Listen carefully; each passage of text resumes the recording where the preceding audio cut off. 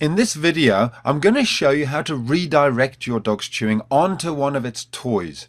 It's almost impossible to stop dogs chewing. They love it, and there's nothing wrong with it so long as they're not chewing the furniture or your possessions.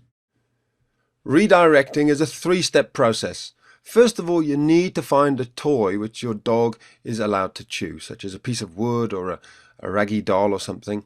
Then you take your dog by the collar, move it away, and thirdly, you give it the toy that it is allowed to chew. So there's those three steps very quickly.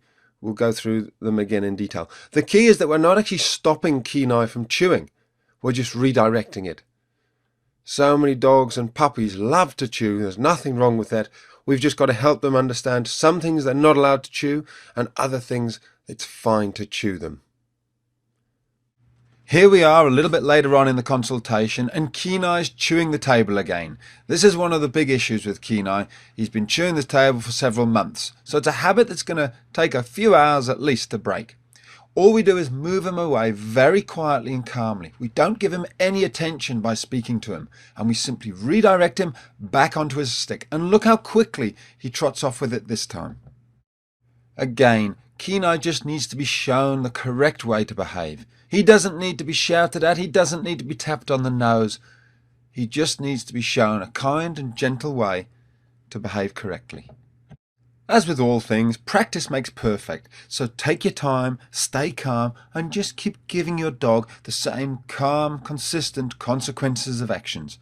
And your dog will get it in the end. If your dog insists on chewing the couch, after you've redirected them onto their little chew toy, then you can consider putting them into an isolation. You leave them there until they've stopped barking, and when they come out, they'll think twice about going back to chewing the couch. Make sure your dog knows which toys are its to chew by putting them into its pen or handing them and saying, "This is for Molly." Distraction is another word for the simple method that we've just gone through. Of course, it's always better if you can actually move the things off the floor.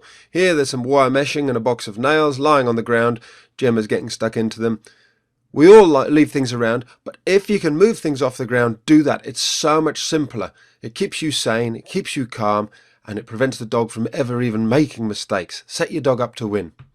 All we're going to do now is bring over a little distraction, and you'll see how quickly Jenna goes, "Fine, yep, that's my toy. I'm happy to chew that. Perfect." Of course, inside the site there's a whole load more videos about how to stop chewing and mouthing and biting and stealing things. But just remember, there's always those practical things such as not leaving things around on the floor. And the most important thing of all is establishing yourself as the pack leader.